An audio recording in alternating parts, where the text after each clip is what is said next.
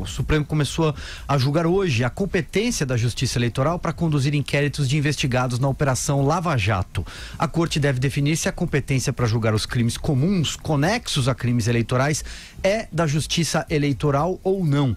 De acordo com procuradores da Força Tarefa do Ministério Público Federal, o julgamento poderá ter efeito nas investigações e nos processos que estão em andamento nos desdobramentos da operação, que ocorre em São Paulo e no Rio de Janeiro, além do Paraná. A punição prevista para crimes eleitorais é mais branda em relação aos crimes comuns. Na abertura, o presidente Supremo, Dias Toffoli, fez um forte discurso em defesa da atuação da Justiça Especializada. O relator, ministro Marco Aurélio Mello, votou para enviar à Justiça Eleitoral as ações que investigam Caixa 2 ligados a outros crimes. Na sequência, o ministro Alexandre de Moraes concordou, votou na mesma linha. E agora há pouco o ministro Edson Fachin votou, divergiu. A sessão foi suspensa agorinha há pouco. Eu vou começar com o Carlos Andreasa agora.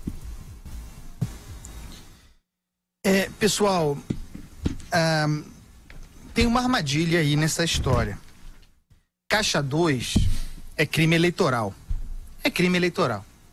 Se eventualmente há crime conexo, portanto decorrente da ação de Caixa 2, por exemplo, o sujeito político recebeu doação para campanha Caixa 2. Mas segundo, porque é disso que se trata, o delator fez esse pagamento Caixa 2 em troca, portanto, corrupção, em troca de um favor do político objetivo, trabalhando por uma causa no Congresso, votando por uma causa. Então você tem um crime conexo aí, isso se configura, inclusive, propina. Mas a matéria fundamental é eleitoral. E como acontece hoje?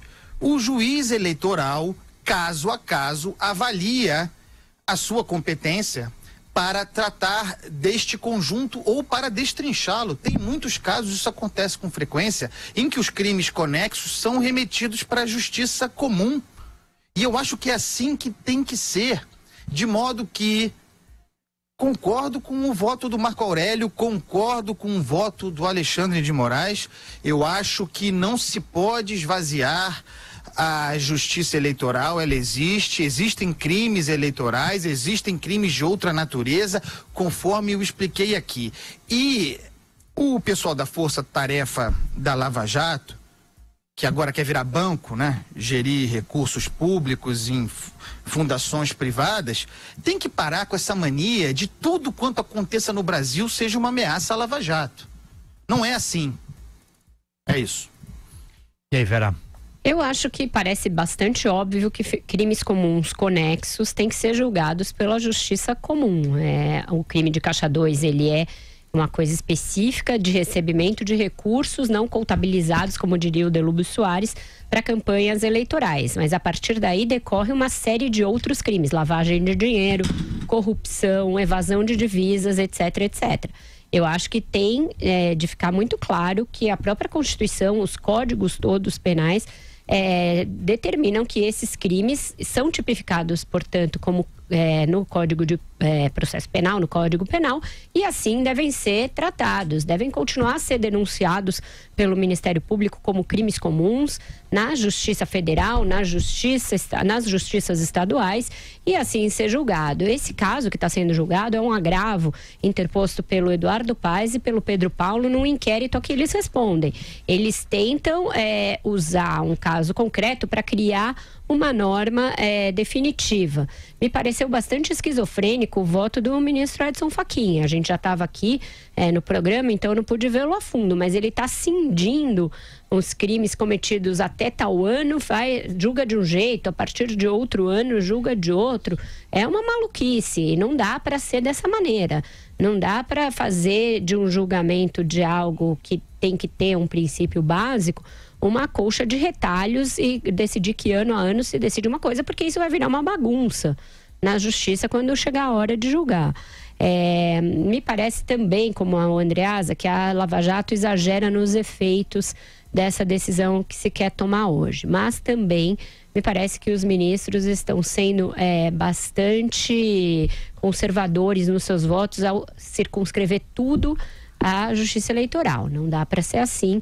Corrupção, os crimes que a gente viu todos praticados na Lava Jato não são possíveis de serem julgados com a estrutura que existe na Justiça Eleitoral, com a falta de mecanismos de punição da Justiça Eleitoral tradicionais, com o fato de que juízes eleitorais não são dedicados às causas o tempo todo, que não há como você aferir punição adequada para crimes que são graves e complexos na Justiça Eleitoral. Então, vamos ver o final, mas já há uma maioria a favor dessa tese de que crime de Caixa 2 é da Justiça Eleitoral e que crimes conexos, mais ou menos como se fosse se ver caso a caso. Vamos ver o efeito disso na prática. Eu acho que pode estar havendo muito barulho por nada. Eu acho que tudo dá para continuar mais ou menos como está, da mesma maneira. Suas considerações, Joel? O argumento que muitos advogados têm usado é que no Código Eleitoral estabelece desde 65 que compete à Justiça Eleitoral julgar os crimes eleitorais e aqueles que lhes forem conexos.